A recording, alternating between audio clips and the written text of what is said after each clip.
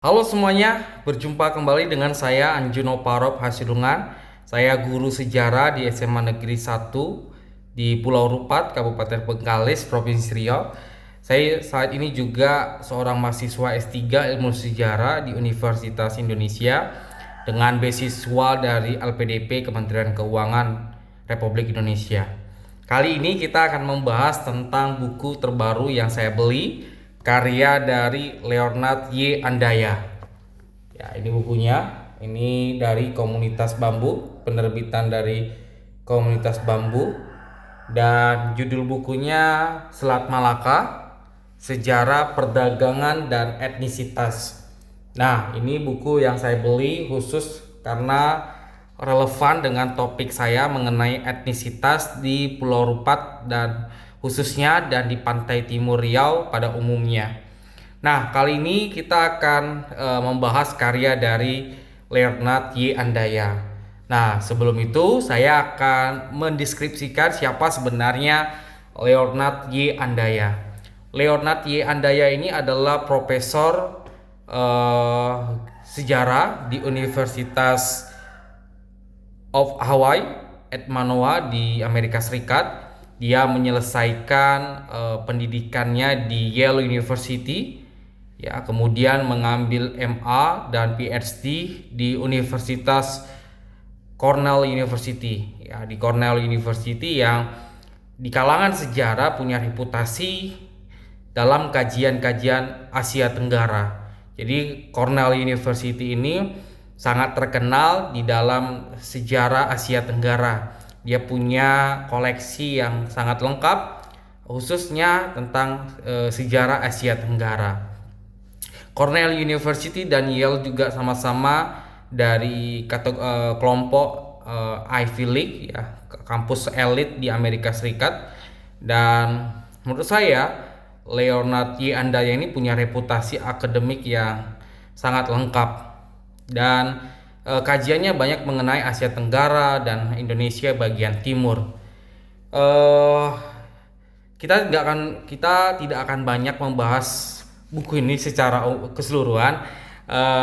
Kita hanya membahas sedikit saja di halaman Romawi 20, ya, di paragraf ketiga tentang relasi orang-orang asli atau orang-orang hutan atau suku Trasing, orang laut dengan penguasa Melayu. Jadi kali ini kita akan membahas sedikit mengenai orang laut, orang asing, orang Trasing yang punya hubungan erat dengan penguasa-penguasa Melayu, khususnya di daerah Selat Malaka atau Semenanjung Malaya.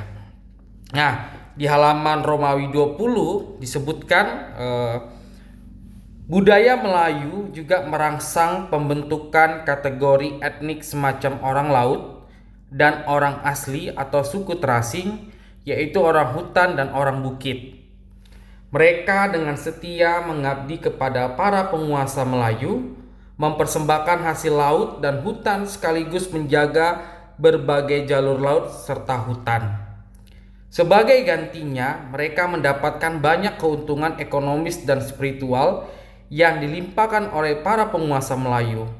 Inilah yang mendorong pemeliharaan pertukaran simbiosis melalui pelestarian gaya hidup yang terpisah.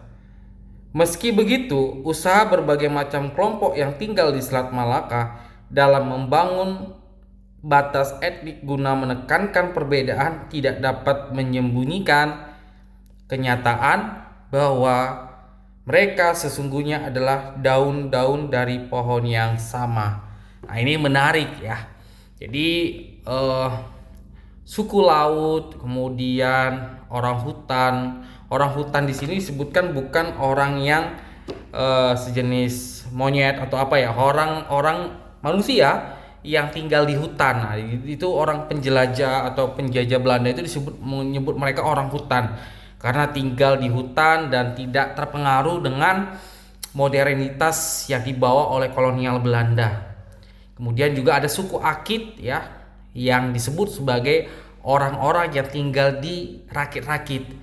Kemudian juga ada orang laut ya, orang yang hidup di mengandalkan dan hidup di laut. Nah, ini juga punya irisan dengan disertasi saya mengenai orang-orang Tionghoa juga di pantai timur Riau. Karena banyak juga orang-orang Tionghoa yang menikah dengan orang-orang Akit dan membentuk sebuah identitas yang unik ya, mata sipit tapi berkulit hitam. Nah, kemudian ada juga perpaduan atau pencampuran antara agama Buddha, kemudian Konghucu, kemudian agama sebelum Konghucu dan Buddha, yaitu agama lokal ya, agama katakanlah seperti animisme atau dinamisme, yang semuanya bercampur aduk dan dipercayai oleh satu individu atau kelompok yang disebut dengan Akit. Jadi orang Akit ini kadang mereka ikut agama Buddha, kadang di KTP mereka Buddha ya. Kalau kita perhatikan orang-orang Akit khususnya di Pulau Rupat itu KTP-nya beragama Buddha, tetapi sebagian prakteknya juga melakukan praktek Konghucu ya, kemudian praktek agama nenek moyang. Nah, saya juga pernah buat ulasan bahwa sebenarnya orang Akit ini tidak sepenuhnya benar bahwa orang Akit di Rupat itu dibawa oleh Sultan Siak ya, penguasa Siak.